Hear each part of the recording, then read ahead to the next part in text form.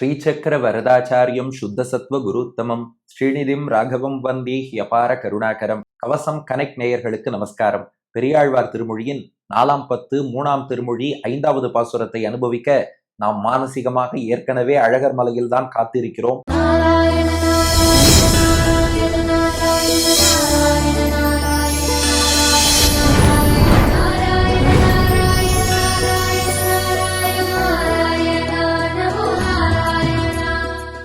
இந்த பாசுரத்தை ஒரு இலக்கிய விருந்து என்றே சொல்லலாம். அப்படிப்பட்ட அற்புதமான பாசுரத்தால் கண்ணனுடைய சேட்டித்தம், அழகர் மலை ரெண்டையும் சேர்த்து வர்ணிக்கிறார் பெரியாழ்வார். பாசுரம்: பல பல நாழம் சொல்லி பழித்த சிசுபாலன் தன்னை அளவலைமை தவிர்த்த அழகன் அலங்காரன் மலை குலமலை கோலமலை குளிர்மாமலை கொற்றமலை நிலமலை நீண்டமலை திருமாலிரும் சோலையதே. பல பல நாழம் சொல்லி பழித்த சிசுபாலன் தன்னை அளவலைமை தவிர்த்த அழகன் அலங்காரன் மலை குலமலை கோலமலை குளிர்மாமலை கொற்றமலை நிலமலை நீண்டமலை திருமாலிரும் சோலையதே. பாட்டின் முதல் பாதி சிசுபால வதத்தை சொல்கிறார். 2 அடியில சொல்லிட்டார் பெரியாழ்வார். சிசுபாலன் என்ன பண்ணான்னா, பல பல நாழம் சொல்லி, நாழம்னா குற்றம்னு அர்த்தம், நாழம் சொல்லினா குற்றம் சொல்லி, 1 2 இல்ல, பல பல நாழம் சொல்லி, பல பல குற்றம் சொல்லி. யாரை பத்திப்பா சொன்னான்னா, எந்த பெருமாள் ஒரு தோஷமும் இல்லாதவரோ, எந்த எம்பெருமான் எல்லா மங்களங்களும் நன்மைகளுமே வழிபடுத்தவரோ, அனந்த கல்யாண குண சாகரமாக எந்த எம்பெருமான் இருக்கானோ அந்த கண்ணனை போய் இருக்கிற குற்றம் இல்லாத குற்றம், நினைத்தது நினைக்காதது, சொல்லது சொல்லாதது எல்லாத்தையும் சொல்லி, பகவான்கிட்ட ஒரு குற்றம் கூட கிடையாது. இவன் என்ன பண்ணிட்டான், உலகத்துல இருக்கிறது இல்லாதது, நினைச்சது நினைக்காதது, பல பல, அதான் ஒரு எண்ணிக்கையே கிடையாதான், பல பல நாழம் சொல்லி பல பல குற்றம் சொல்லி. இப்ப பாருங்க அடுத்த வார்த்தை, திருக்குடந்தை மோகன் சுவாமியை நினைச்சுக்கோங்க. நாழம்னா குற்றம், பெரியாழ்வார் காமிச்சிருக்கார். பல பல நாழம் சொல்லி, இப்படி பல பல குற்றம் சொல்லி பழித்த கிருஷ்ணனையே பழித்து பேசினான், இகழ்ந்து பேசினான் சிசுபாலன் தன்னை. அப்படிப்பட்ட சிசுபாலனை மணவாள மாமுனிகள் ரொம்ப அழகா வியாக்கியானம் பண்றார்.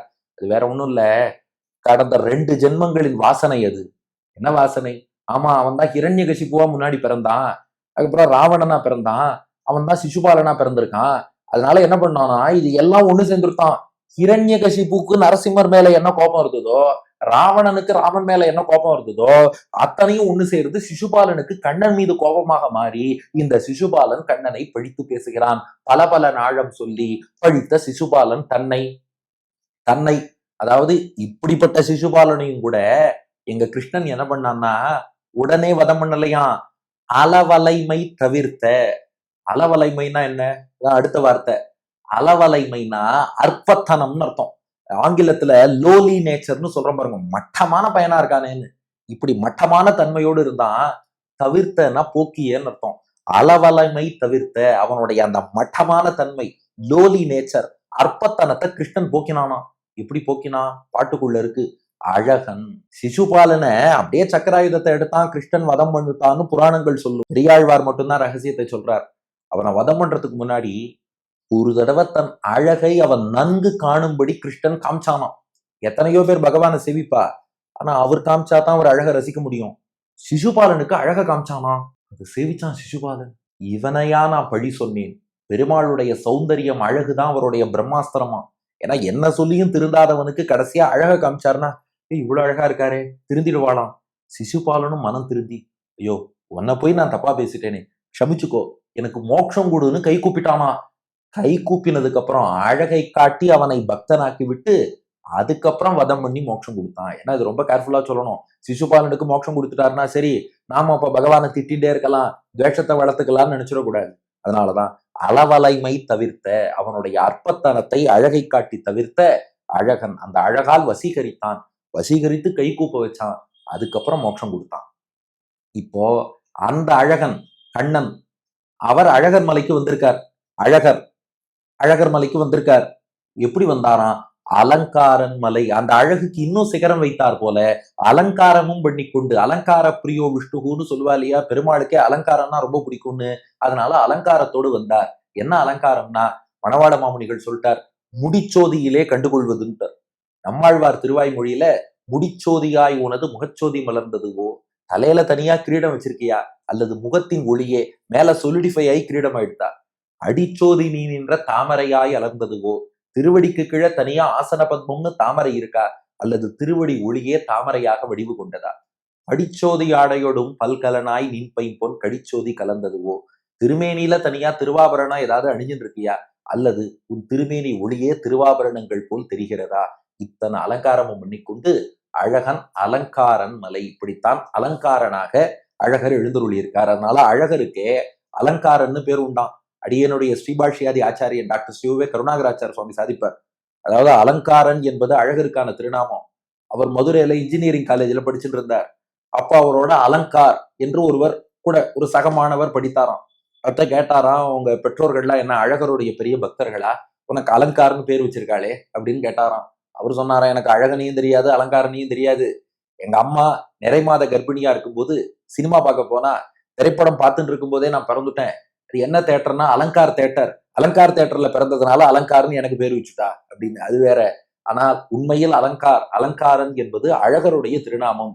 அழகன் அலங்காரன் மலை. ஆக சிசுபாலனை கூட, தன்னை பல பல குற்றஞ்சொல்லி திட்டிய சிசுபாலனை கூட அழகை காட்டி மயக்கிய அழகன் அலங்காரன் தான் கள்ளழகராக எழுந்தருளியிருக்கார். இப்ப பாட்டின் 2வது பாதி. இந்த மலை எப்பேற்பட்ட மலை சொல்றார் பாருங்க. 6 அடைமொழி.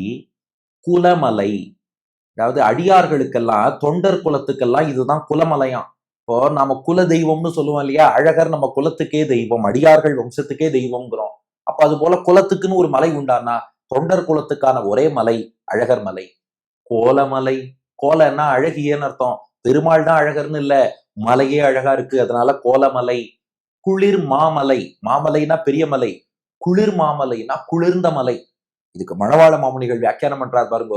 குளிர்ந்த மலைனா சும்மா இந்த உலகியல் குளிர்ச்சின்னு அர்த்தம் இல்லையா. பெருமாள் வெப்பத்துல தவிக்கிறாராம். என்னடா இது, பக்தர்களோட சேர முடியலையே, பக்தர்களோட சேர முடியலையே, வெப்பத்துல தவிக்கிறாராம். இந்த பக்கம் பக்தர்கள் பெருமாளோட சேர முடியலையே, பெருமாளோட சேர முடியலையே, வெப்பத்துல தவிக்கிறாளாம். 2 பேரும் அழகர் மலைக்கு வந்தா பெருமாள் பக்தர்களோடு சேர்ந்ததால் அவருக்கு குளிர்ச்சி கிடைச்சது, பக்தர்கள் பெருமாளோடு சேர்ந்ததால் இவர்களுக்கு குளிர்ச்சி கிடைச்சது.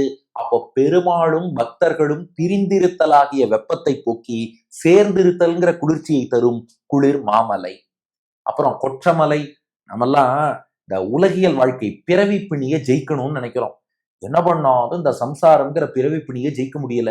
அழகர் மலைக்கு வந்தா பிறவி பிணிய ஜெயிச்சுடலாமா. அதான் கொற்றமலை. கொற்றம்னா வெற்றின்னு அர்த்தம். கொற்றமலைனா வெற்றி மலை, பிறவி பிணியையே வெல்லக்கூடிய அந்த ஆற்றலை தரக்கூடிய மலை. அப்புறம் நிலமலை. நிலமலைனா நிலம்னா நல்ல நிலத்தை உடைய மலையாம். அதுல நல்ல லேண்ட் இருக்கான். எப்பேற்பட்ட லேண்ட் அப்படின்னா, நித்திய சூரிகளே வந்து மரங்களாக முளைக்கக்கூடிய லேண்ட் அது. அப்படின்னா அது எவ்வளவு பெரிய நிலமாக இருக்கும்னு பார்த்து கொள்ளுங்கள். வைகுண்டத்துல உள்ள நித்திய சூரியெல்லாம் அங்க இருக்க பிடிக்கல, நாங்க அழகர் மலைக்கு வரோம், அங்க வந்து புல் பூண்டாவோ ஒரு மரம் செடி கொடியாகவோ முளைக்கிறோம் என்று அப்படிப்பட்ட நல்ல செடி கொடிகள், நித்திய சூரிகளே செடி கொடியாக மரங்களாக முளைக்கக்கூடிய நிலமலை. நீண்ட மலை. நீண்டனா நீள உயரமான மலை. எவ்வளவு உயரம்னா வைகுண்டத்தையே தொட்டுடுமா. அழகர் மலை உச்சிக்கு போனா வைகுண்டமே போயிடலாம், அவ்வளவு நீண்ட மலை. அப்போ குலமலைனா தொண்டர் குலத்துக்கான மலை, கோலமலைனா அழகான மலை, குளிர் மாமலைனா பெருமாளை பிரிஞ்ச வேதனையை தணிக்கக்கூடிய மலை, கொற்றமலைனா சம்சாரத்தை வெற்றி கொள்ளக்கூடிய மலை, நிலமலைனா நித்திய சூரிகளே மரங்களாக முளைக்கும் மலை, நீண்ட மலைனா வைகுண்டத்தை தொடும் மலை. அதான் திருமாலிரும் சோலையதே. பல பல நாழம் சொல்லி பழித்த சிசுபாலன் தன்னை அளவலைமை தவிர்த்த அழகன் அலங்காரன் மலை. குலமலை, கோலமலை, குளிர்மாமலை, கொற்றமலை, நிலமலை, நீண்டமலை, திருமாலிரும் சோலையதே. பல பல நாழம் சொல்லி பழித்த சிசுபாலன் தன்னை அளவலைமை தவிர்த்த அழகன் அலங்காரன் மலை.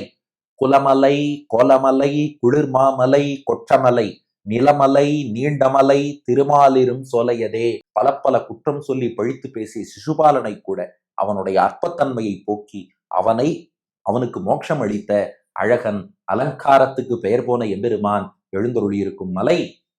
அடியார் குலத்துக்கான மலை, அழகான மலை, அவன் பிரிவை வேதனையை தணித்து குளிர்விக்கக்கூடிய மலை, சம்சார வெற்றியை தரும் மலை, நித்திய சூரிகள் மரங்களாக முளைக்கும் நிலத்தை கொண்ட மலை, வைகுண்டத்தை தொடும் நீண்ட மலை. அதுதான் அழகர் மலை. அடியன் வழங்கும் ஆங்கில வடிவம் The Lord removed the lowly state of Shishupala, who was cursing the Lord with the lots and lots of evil words.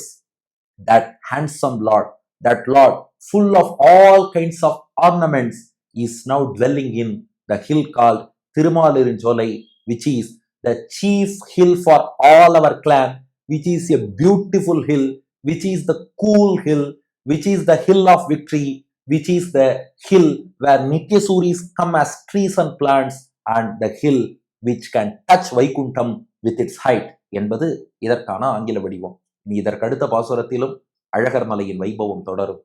Periyazhwar திருவடிகளே சரணம்.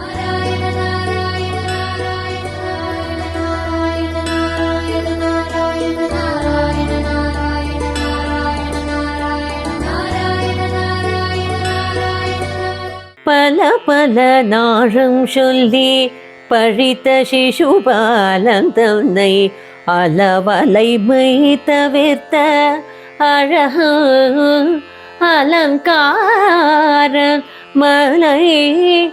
பல பல நாழம் சொல்லி பழித்த சிசுபாலன் தன்னை அளவலை மை தவிர்த்த அழக அலங்கார மலை. கோலமலை கோலமலை குளிர் மாமலை.